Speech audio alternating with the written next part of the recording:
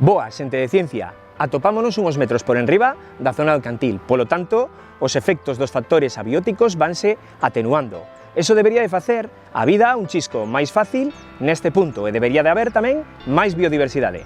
Pero sucede xustamente iso aquí.